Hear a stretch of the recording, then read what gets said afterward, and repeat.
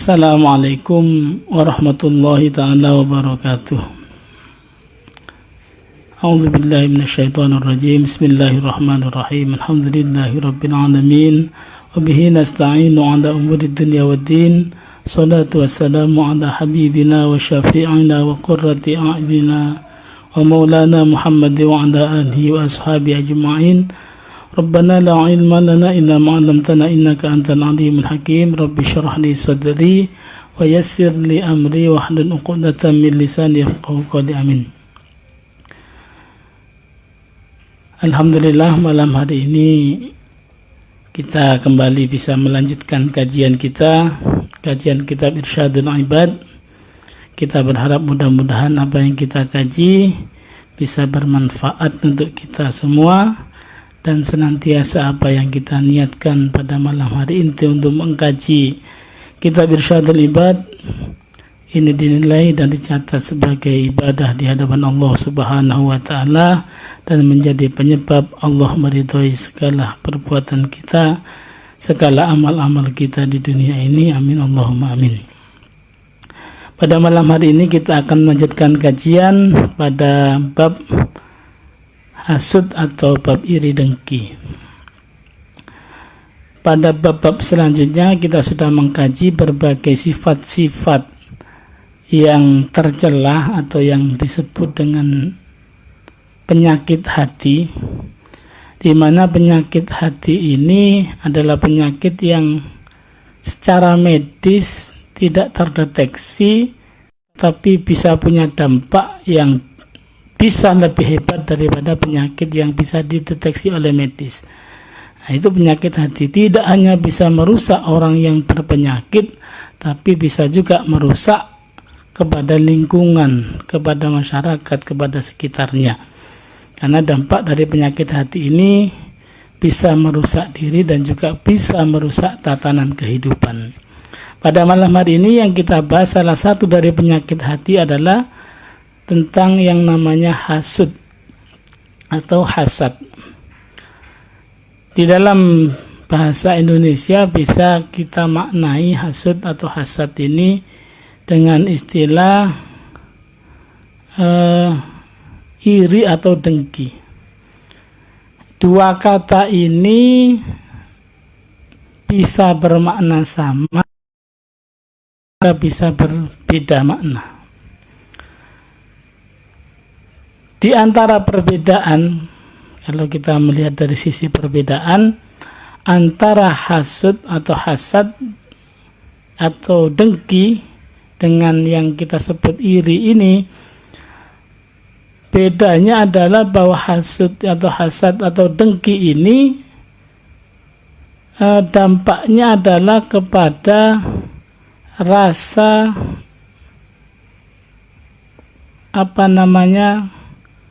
ketidakpuasan terhadap apa yang dimiliki oleh orang lain.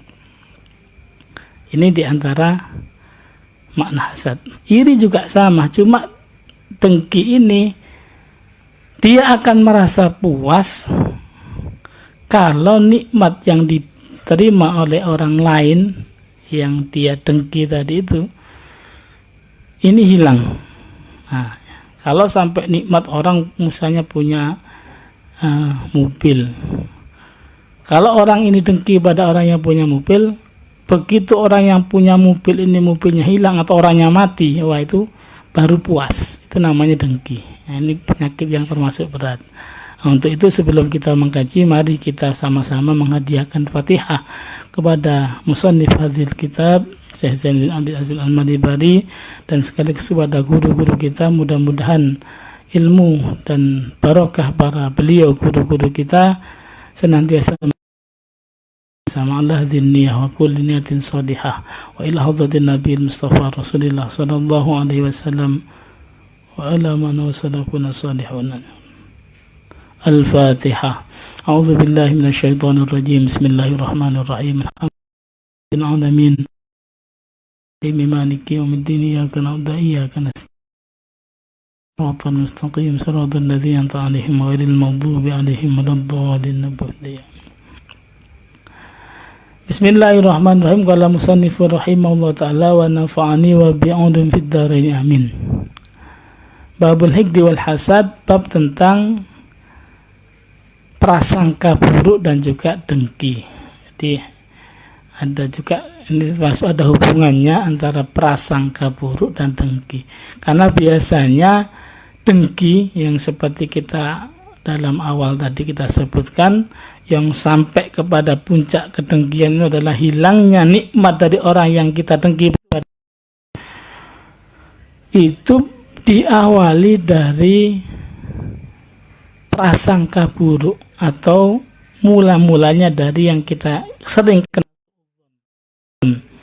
Jadi prasangka buruk, berburuk sangka terhadap sesuatu, terhadap orang lain, yang kalau ini tidak segera kita hentikan, kita stop, kita cegah, maka akan merembet berakibat kepada sifat dengki. Kalau sudah dengki, maka pada akhirnya dengan adanya dengki ini nanti adalah urusannya adalah sampai kepada dosa-dosa yang lain, termasuk nanti disebutkan di sini di antara akibat dengki adalah sampai kepada pembunuhan. Ini adalah dampak negatif daripada sifat dengki. Di dalam Al-Quran Allah juga sudah menyinggung. Qala Allah Ta'ala yahsuduna an-nasa 'ala ma atahumullah min fadli.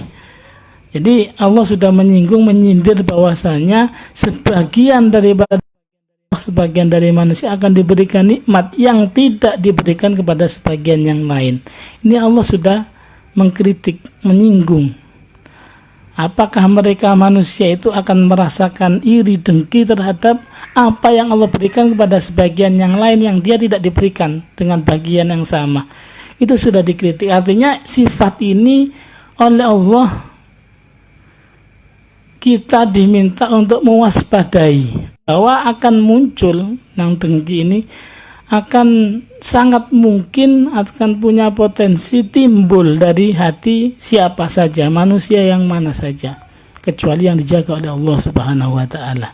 Tidak mengenal profesi. Orang yang pintar seperti apapun belum ada jaminan dia akan bebas dari yang sifat hasad, sifat hasud, sifat dengki. Orang yang alim sekalipun biasanya juga tidak otomatis lepas dari sifat dengki. Bahkan banyak juga orang yang alim ini ternyata juga tidak lepas dari sifat-sifat dengki.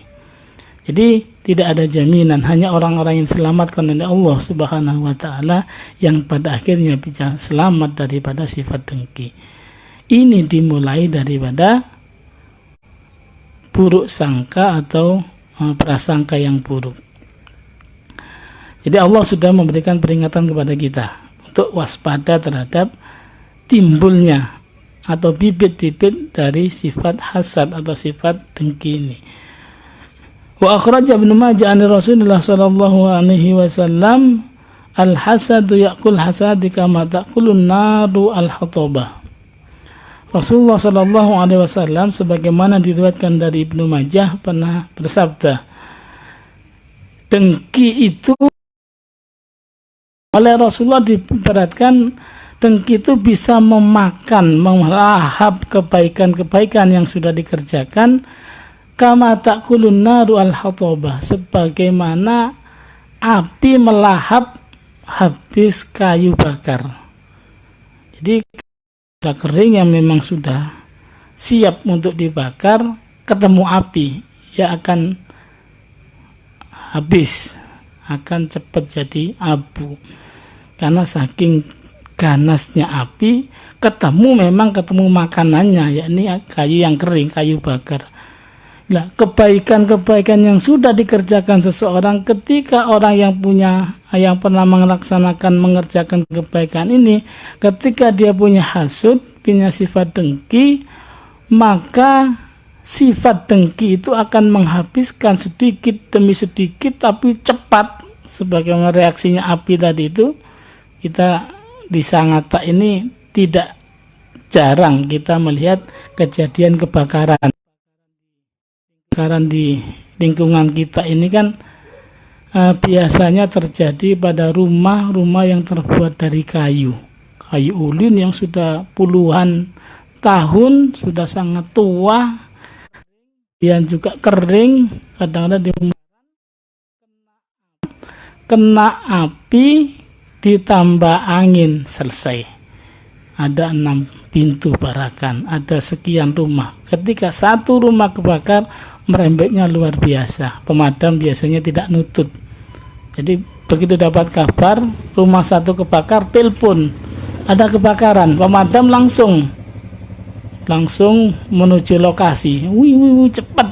Tapi begitu sampai lokasi, kadang-kadang hanya dari 6 rumah paling hanya tinggal separuh rumah yang diselamatkan. Saking hebatnya api memakan kayu yang sudah kering.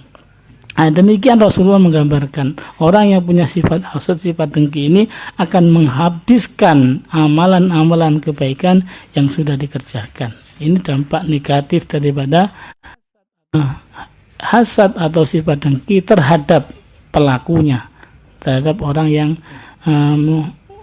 mempunyai sifat ini, mempunyai rasa dengki ini.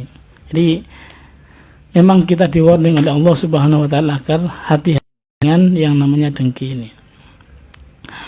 Wa Dailami al-hasadu yufsidul iman kama yufsidus sabiru al-asala. Riwayat yang lain, riwayat Dailami, Rasulullah pernah menyampaikan bahwasanya hasad atau dengki itu bisa merusak keimanan. Nah, ini lebih, tidak hanya kebaikan, tidak hanya amal-amaliyah, tidak hanya perbuatan baik, pahala perbuatan baik yang akan lenyap, bahkan bisa merusak keimanan seperti putrawali. Kalau orang Jawa itu putrawali itu semacam pohon yang memang pahit rasanya, jadi pohon yang pahit, jadi putrawali. Atau mungkin kalau yang sejenis pahitnya itu mungkin mahoni, biji mahoni juga pahit sekali. Jadi yang kalau ada mahoni itu ada buahnya kita kupas, itu yang biasanya kalau kena angin bisa terbang muter-muter, itu kita kupas yang ujung yang tebal itu kita buka, itu ada bijinya mahoni, itu makan pahitnya luar biasa. Nah, sama dengan putrawali, ada yang mengatakan lebih pahit mahoni, ada yang mengatakan lebih pahit putrawali, tapi sama pahitnya. Itu ketika dimasukkan ke dalam segelas susu misalnya, maka susu yang harusnya nikmat seger itu ketika kemasukan putrawali atau kemasukan mahoni yang pahit itu, maka seketika itu rasanya rusak. Jadi tidak ada susu nikmat, susu akan menjadi sangat pahit. Saya masih ingat yang paling bungsu itu dulu masih netek almarhumah ibu saya, itu sudah agak besar, lebih dari 2 tahun masih juga nyusu. Itu kayak apa namanya, menghentikan itu. Akhirnya saya waktu itu masih ingat betul, suruh cari mahoni itu. Begitu mahoni dikasihkan, ketika itu tidak mau netek. Ini masih ingat akibat. Jadi ternyata ini pernah digambarkan oleh Rasulullah SAW bahwa sifat hasad itu bisa merusak iman, sebagaimana putrawali atau rasa pahit yang merusak susu, manisnya atau segarnya rasa susu. Jadi begitu daya rusaknya sangat luar biasa. Maka kita harus hati-hati.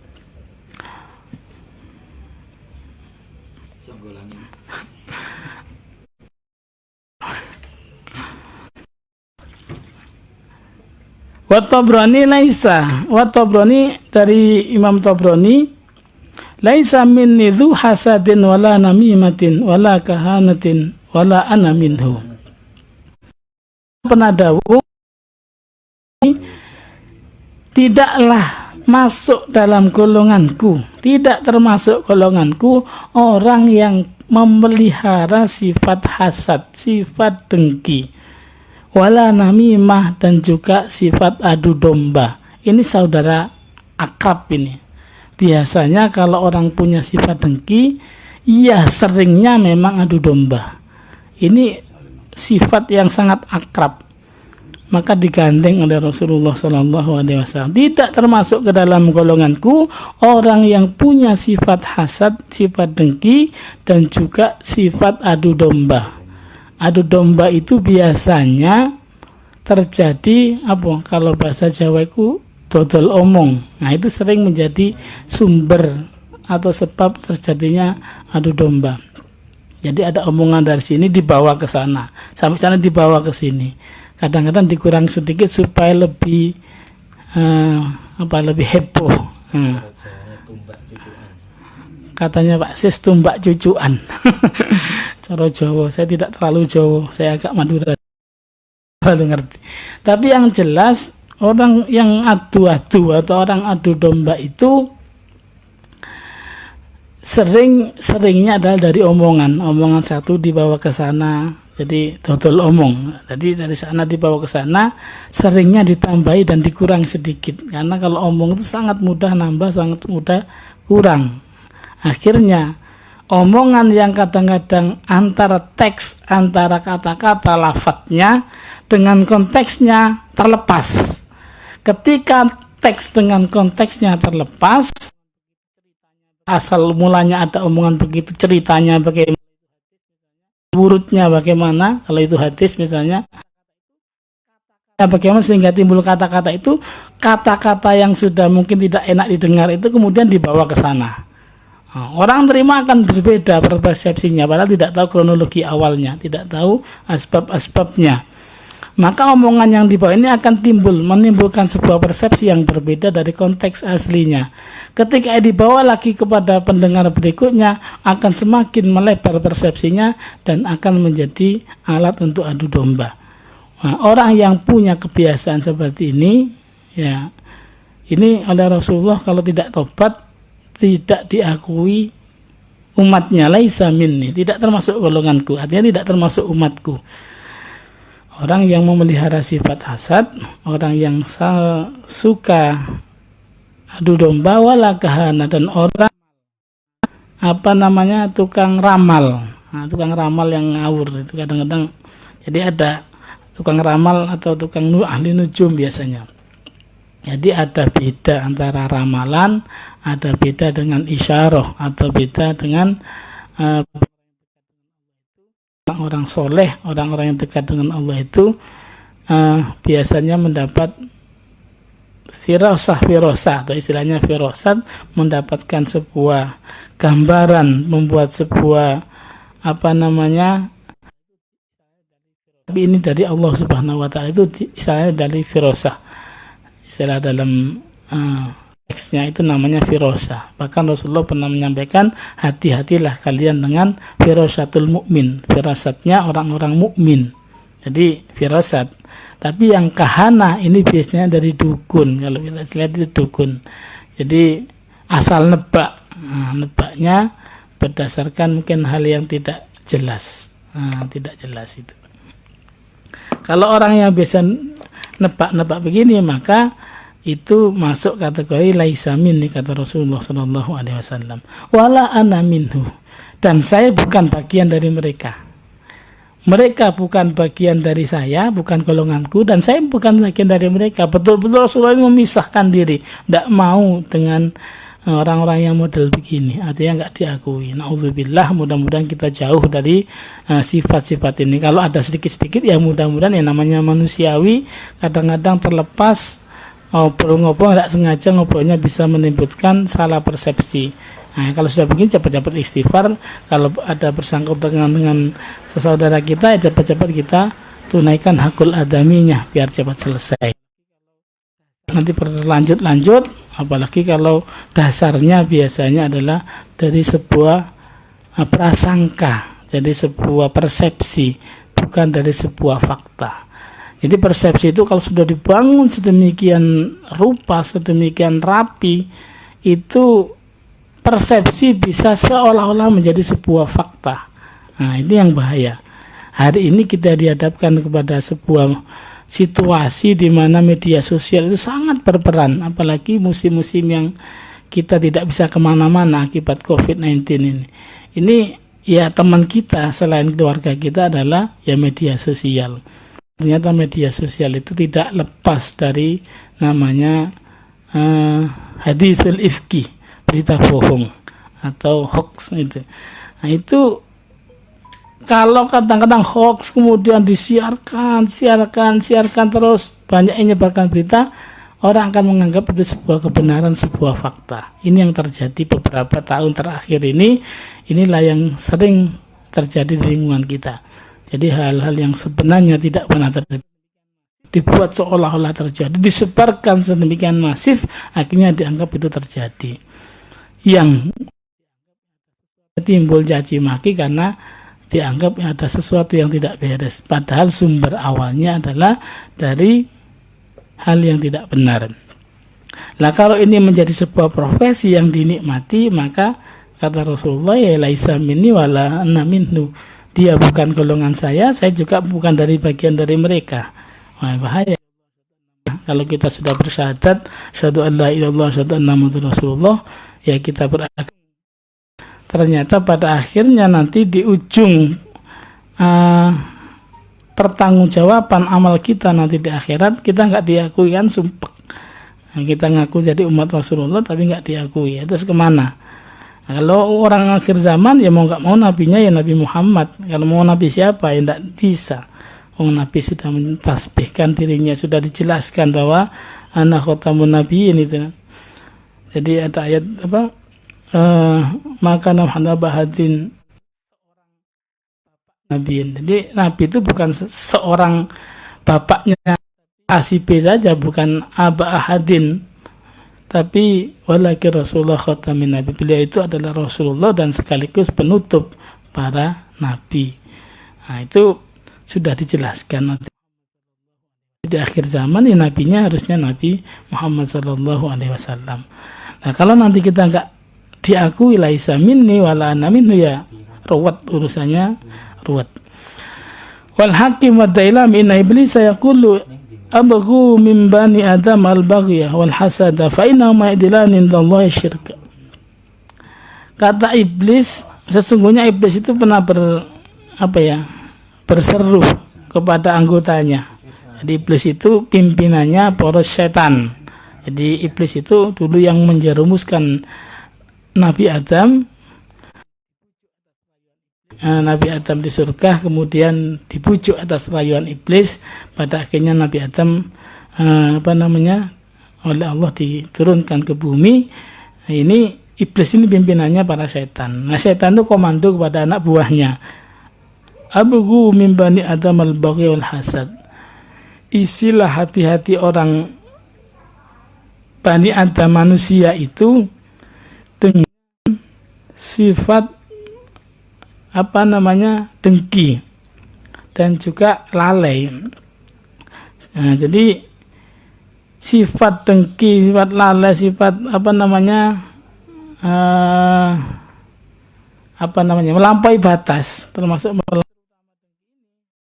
ini. Kalau terutama dengki ini, punya sifat dengki aja itu sudah termasuk di hadapan Allah itu sudah setengah syirik. Setengah syirik. Supaya enggak percaya dengan Gusti Allah. Jadi enggak usah disyirikkan langsung, berat.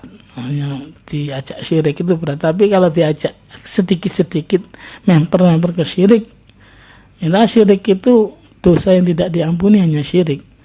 Jadi kalau dosa yang akhirnya diserupakan dengan syirik, berarti dosa itu juga pada akhirnya juga susah diampuni oleh Allah Subhanahu wa taala. Wa Ahmad wa Tirmidzi dabba ilaikum dza'ul umam qablakum al-hasad wal baghdha hiya al-haliqatuddin la haliqatu sya'ni walladzi nafsi Muhammad biyadi la tadkhulul jannata hatta tu'minu wa la tu'minu hatta tahabu afala unabbikum syai'an idza fa'altumuhu tahabbtum afshus salam bainakum. Rasulullah pernah mengingatkan kepada kita, dabba ilaikum da'ul umami qablakum. Jadi ada penyakit-penyakit yang sudah mewabah, sudah meracuni, sudah menjangkiti umat-umat terdahulu. Ini kamu juga akan pelan-pelan akan juga dimasuki penyakit ini. Apa penyakit yang dimaksud Rasulullah? Al-hasada wal baghdha. Penyakit dengki dan permusuhan. Itu biasa gandengan. Lanjutan dan dengki itu biasanya juga permusuhan. Jadi ada dua penyakit yang sudah terjadi di umat-umat terdahulu, umat-umat Nabi sebelum Nabi Muhammad SAW, yang pada akhirnya juga akan menjangkiti umat Rasulullah, yakni penyakit dengki dan juga penyakit permusuhan. Nah, permusuhan. Hiya al-haliqah. Haliqatuddin la haliqatus sya'ra. Jadi dua sifat ini termasuk sifat yang oleh Rasulullah disebut haliqah, sesuatu yang memotong atau yang mencukur. La haliqatus sya'ra, bukan mencukur rambut, tetapi haliqatuddin, mencukur agama. Artinya agama itu sering oleh Rasulullah diibaratkan sebagai sebuah bangunan, sebagai sebuah tatanan yang indah. Kalau kemudian dengan bahasa dicukur, kalau itu model rambut, itu rambut sudah dicukur, sudah dimodel sedemikian bagus dan rapi, kemudian dicukur asal-asal, ya petal kata orang Jawa. Nanti akan enggak, kalau sudah nyukurnya malah lebih parah, bisa-bisa gundul, enggak punya rambut, enggak punya mahkota. Karena mahkotanya kepala ini salah satunya adalah rambut. Jadi kalau rambut sudah dicukur ngawur-ngawur gitu asal potong, ya nggak ada tatanannya, nggak ada keindahannya. Agama itu ketika pelakunya itu ketika pelakunya itu punya sifat dengki dan juga punya sifat permusuhan, maka termasuk orang yang mengabadikan atau melestarikan sifat-sifat sedang mencukur agamanya, mencukur habis agamanya, artinya menghabiskan, merusak agama. Walladzi nafsi biyadihi, dan Rasulullah sampai bersumpah, demi zat yang diriku, yang jiwa Nabi Muhammad, jiwa Muhammad di tangannya, Rasulullah yang bersumpah begitu. Jadi demi zat yang jiwaku, kata Rasulullah, ini ada di tangannya, ini demi Allah, la tadkhul jannah hatta tu'minu. Tidaklah orang itu masuk surga sehingga dia beriman. Jadi syarat masuk surga dia iman dulu, punya iman. Artinya orang sebaik apapun kebaikan duniawinya, secara sosial dia baik, kalau tidak punya iman, maka dia tidak punya tiket, tidak punya hak untuk bisa masuk surga. Jadi sama dengan ibaratnya anak sekolah, meskipun dia koyoi pinter, ya tetap tidak bisa disebut murid. Anak sekolah bisa ya ABC hafal, bisa 1 tambah 1 2. Dengan anak yang satunya sekolah, dia baru masuk sekolah, baru belajar. Di kampungnya dia punya teman yang sudah bisa baca, seumuran, sama-sama 6, sama-sama 7 tahun. Winter ABC baca bahkan sudah bisa, yang sekolah baru belajar. Kemudian tambah-tambahan juga sudah pinter, yang baru mau sekolah, yang masuk sekolah baru belajar. Tapi sepintar apapun dia tidak dikatakan dengan murid, dan nanti dia tidak bisa dikatakan naik kelas. Pada akhirnya dia tidak akan bisa lulus sekolah, dan pasti pada suatu saat dia akan keselip kebaikannya dengan yang sekolah. Pinternya itu paling ya sebentar, dia pinter, begitu nanti sekolah yang itu juga dibelajar itu aja 6 tahun kemudian si anak sudah lulus MI atau SD, yang tidak sekolah pasti kalah. Nah, itu dihitung dari kuantitas kebaikan, itu biasanya juga tidak akan menang. Tapi seandainya menang pun dia tidak akan terhitung tanpa punya modal dasar namanya iman. Jadi la tadkhul, masuk surga sehingga kalian punya kepercayaan, punya iman yang benar. Wala tu'minu hatta tahabbu, dan tidaklah kalian dianggap punya iman sehingga saling sama saudaranya. Ini yang penting juga sebagai bentuk kita interaksi kita terhadap sesama, terutama saudara ukhuwah Islamiyah, sesama muslim, sesama orang yang beriman. Bahkan dengan saudara-saudara kita di luar agama Islam, kita juga dituntut untuk berbuat baik. Tapi saling mencintai sama saudara kita, ini bukti bahwa dia punya iman yang benar. Jadi kalau temannya sama saudara tidak punya saling cinta, atau tidak punya cinta, punyanya hanya buruk sangka, wah, ini imannya juga perlu dipertanyakan. Afala udzabbiukum bisyai'in idza fa'altumu tahabbabkum. Perlukah aku beri resep, kata Rasulullah. Maukah aku beri resep engkau, kalau kamu amalkan, kamu akan bisa menimbulkan sifat atau rasa saling cinta. Apa? Afsus salam bainakum. Sebarkan salam antara kalian. Afsus salam bainakum bisa dimaknai sebarkan salam, artinya setiap ketemu uluk salam, assalamualaikum. Atau bisa dimaknai secara maknawiyah yang lain, bahwa ciptakan rasa keamanan di antara kita. Jadi kalau kita ngumpul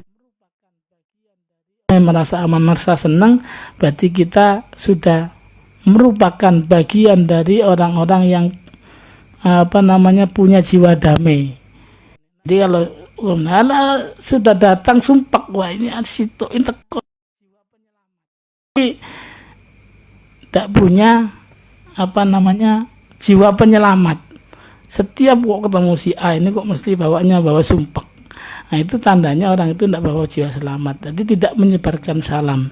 Jadi afsus salam bainakum bisa dimaknai sebarkan salam setiap ketemu, ya assalamualaikum. Bisa juga dimaknai jadi jadikan diri kita ini termasuk bagian dari hadirnya keselamatan di antara kita. Jadi bukan suasana, tapi kita yang membuat suasana menjadi semakin indah, semakin nikmat itu. Wa akhrajal baiki inna Allah yatla'u ala ibadi laylatal nisfi min sya'ban fayaghfiru lil mustaghfirin wa yarhamul mustarhimin wa yu'akhiru kama hamma alaihi.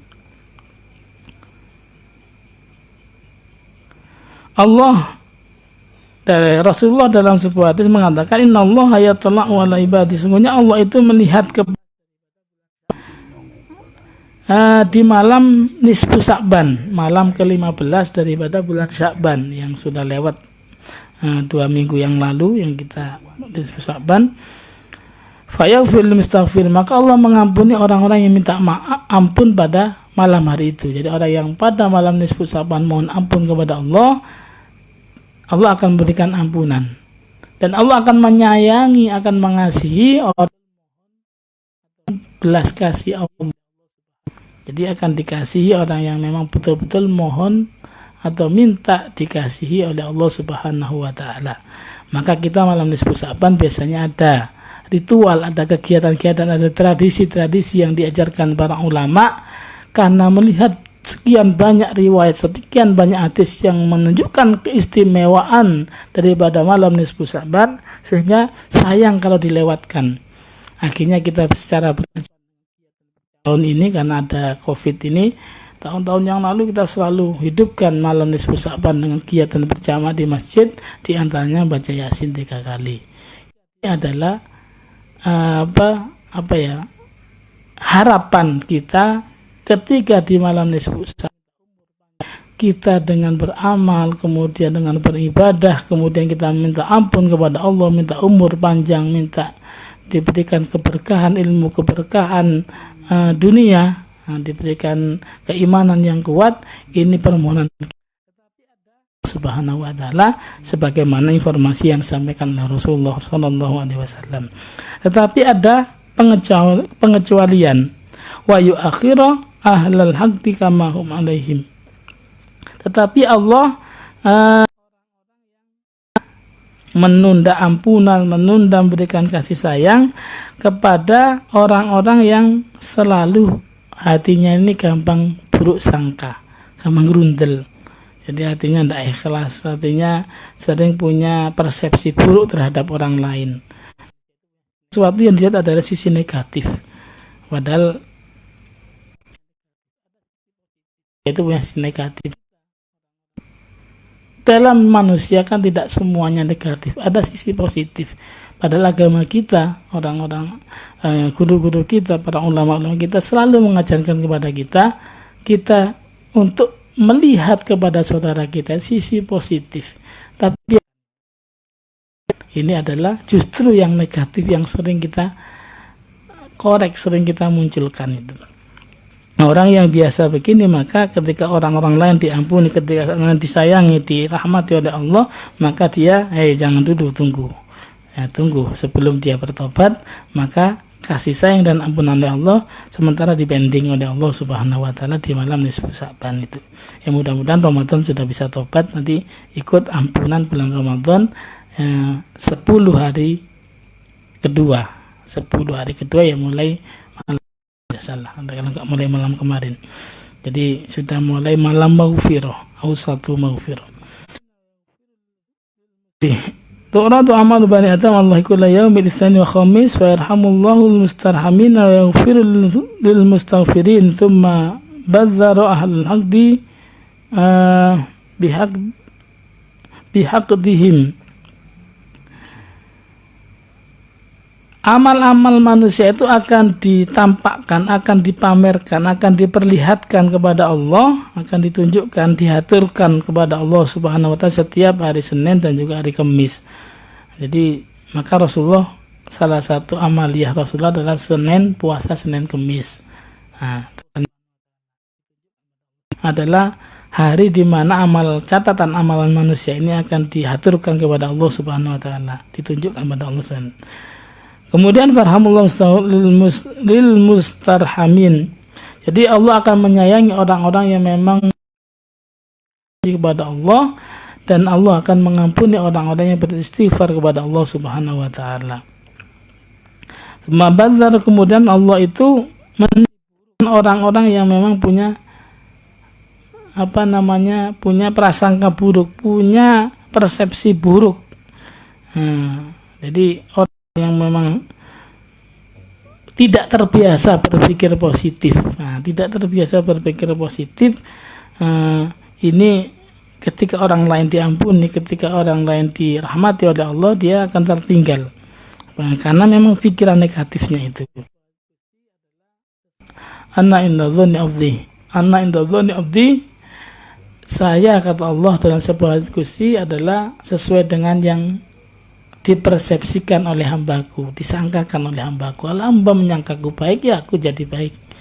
Kalau hambaku menyangka aku maha pengampun, ya aku ampuni dosanya, aku menjadi maha pengampun. Tapi sebaliknya, kalau dia berprasangka buruk, maka keburukan akan sampai kepadanya. Jadi keburukan juga akan kena ke orang itu.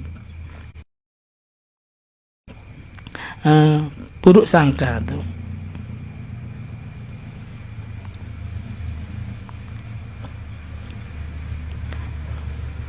Warwiya fi'lul ma'rufi fa'alal ma'ruf fi'lul ma'rufi yaqi musari as-su'i wa adu ba'di aimati ba'dul umara. Di riwayat ada perbuatan baik itu bisa menjaga orang dari meninggal secara buruk. Jadi su'ul khotimah. Orang yang biasa mengerjakan kebaikan itu akan mencegah, akan menjaga dia agar tidak terjadi su'ul khotimah. Jadi kematian-kematian yang buruk, yang tidak baik itu akan bisa dicegah dengan perbuatan yang biasa. Kita biasa melakukan perbuatan yang baik. Waktu ba'dul a'immah ba'dul umara, dan sebagian para a'immah, para imam, para kiai lah zaman itu adalah memberi nasihat kepada sebagian pemimpin. Jadi memang sebenarnya fungsi daripada ulama itu adalah memberikan nasihat, pengambil keputusan, pengambil kebijakan. Jadi fungsinya adalah ulama itu memberikan nasihat. Di antara nasihat yang pernah diberikan oleh sebagian imam zaman dulu kepada para umara, para pemimpin, iya kawal kibar, Ini yang sering dipesankan. Hati-hati engkau wahai para pemimpin, jangan sombong. Nah, jangan sombong. Termasuk orang yang dekat dengan pemimpin juga jangan sombong. Ini termasuk peringatan yang sering diberikan kepada para pemimpin-pemimpin dulu oleh para ulama-ulama kita, para imam-imam terdahulu. Kenapa kok demikian? Fa innahu awwalu dzambin usiyallahu ta'ala bihi. Karena yang namanya kiber atau sombong itu adalah dosa yang pertama kali diperbuat kepada Allah. Dosa pertama itu ya dosa sombong. Jadi orang berbuat dosa, perbuatan dosa yang pertama dilakukan karena maksiat kepada Allah itu adalah karena sombong. Awalnya karena sombong. Kapan itu? Tsumma qara'a wa in kunna lil malaikati isjudu li adam wasajadu illa iblis. Nah, itu dalam surat Al-Baqarah. Wa in kunna lil malaikati isjudu li adam wasajadu illa iblis. Ingatlah ketika kami berkata kepada para malaikat, nah, jadi para makhluk langit saat itu, usjudu li adam, sujudlah, artinya hormatlah kepada Nabi Adam, fasajadu, maka semua penduduk langit. Jadi di situ perintah kepada malaikat, tapi malaikat di sana termasuk bagian dari malaikat saat itu adalah termasuk iblis, itu juga sebenarnya bagian dari penduduk langit yang ya disebut malaikat saat itu, karena khitabnya kepada malaikat, tapi di dalam malaikat itu ada ya iblis juga. Maka fasajadu, semua sujud illa iblis, kecuali iblis. Jadi iblis inilah pertama kali dosa yang dikerjakan di muka bumi ini, sejak diciptakan alam ini, dosa pertama kali yang tercipta, yang terlakukan ini karena sombong. Nah, dosa pertama itu dosa sombong. Wa iyyaka wal hisab fa inna haraja adam min al-jinnah askanallahu ta'ala ta'arduha samatul ard wa qala kullu illa syajaratan wahida nahallahu ta'ala anha famin hirsi akala minha fa akhrajallahu minal jannah. Dan pesan yang kedua yang disampaikan oleh dulu kepada para pemimpin saat itu, jangan tamak, nah, jangan rakus. Jadi pertama jangan sombong, yang kedua jangan hirs, jangan tamak, jangan semua mau dimakan. Nah, jangan mau dihabiskan, jangan dimakan sendiri. Jadi ada hak-hak orang lain, ada hak juga yang perlu disampaikan kepada mustahiknya, orang yang memang punya haknya. Atau seandainya dia punya haknya juga, ya jangan dihabiskan, karena dalam haknya sendiri juga lebih baik ada sebagian kecil di dalam hak kita itu adalah hak orang lain. Yang kalau itu sampai satu nisab disebut zakat. Nah, kalau kurang maka sedekah. Itu juga merupakan bagian daripada agar kita tidak menjadi tamak ataupun rakus. Jadi pesan yang kedua, jangan rakus. Jadi iya kawal, janganlah kamu, hati-hati, jangan rakus. Kenapa? Karena rakus itu adalah amalan perbuatan yang pertama kali dilakukan yang menyebabkan Nabi Adam itu keluar dari surga. Nah, jadi perbuatan yang dilakukan ini motif pertamanya adalah karena hirs ini, karena rakus ini, karena tamak menyebabkan Nabi Adam keluar dari surga. Maka jadi dalam ayat yang tadi kalau Adam saja iblis dan seterusnya, ketika iblis kemudian dikeluarkan oleh Allah dari surga karena tidak mau hormat kepada Nabi Adam, akhirnya Nabi Adam ada di surga sampai kemudian diberikan sebuah pasangan, dijadikan pasangan Siti Hawa, hidup berdua di surga. Iblis tidak puas, akhirnya iblis macam upaya untuk kembali bisa balas dendam kepada Nabi Adam, yang pada akhirnya dirayulah, kemudian ada Nabi Adam dipeseni bebas ketika itu sudah berdua, Tapi pesannya wala taqrabu hadhihi syajarah. Jadi janganlah kalian berdua ini wahai Adam dan Hawa mendekati pohon ini. Pohon ini. Yang pohon itu kemudian oleh iblis dinamakan pohon itu, pohon yang namai khuldi itu adalah iblis. Karena ada satu khuldi itu di dalam ayat yang lain iblis mengatakan, Adam kamu makan itu, kalau kamu makan itu nanti kamu akan kekal. Sehingga pohon dikarenakan pohon kekekalan, pohon kekal. Itu yang berikan nama itu ya iblis. Jadi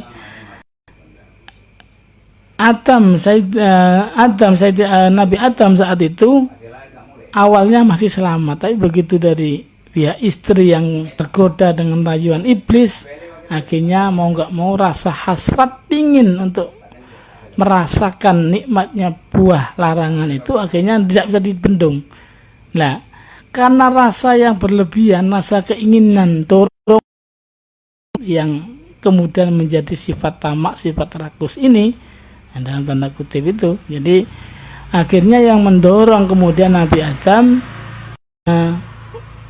mengambil buah khuldi. Ini dalam sebuah perspektif ya.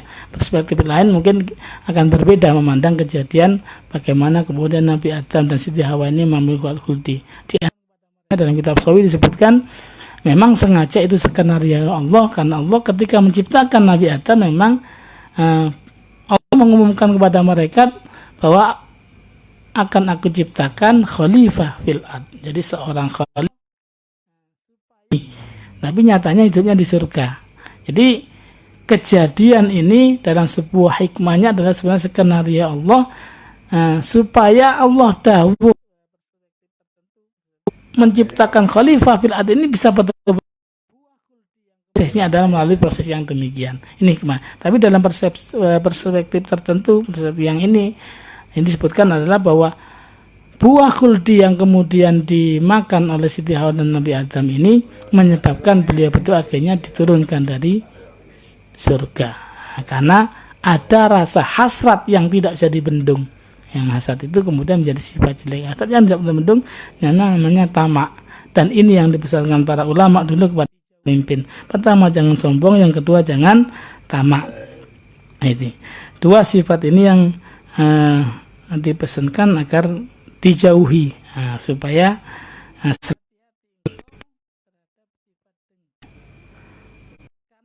dan pesan berikutnya wa iyyaka wal hasad, hati-hati engkau terhadap sifat dengki.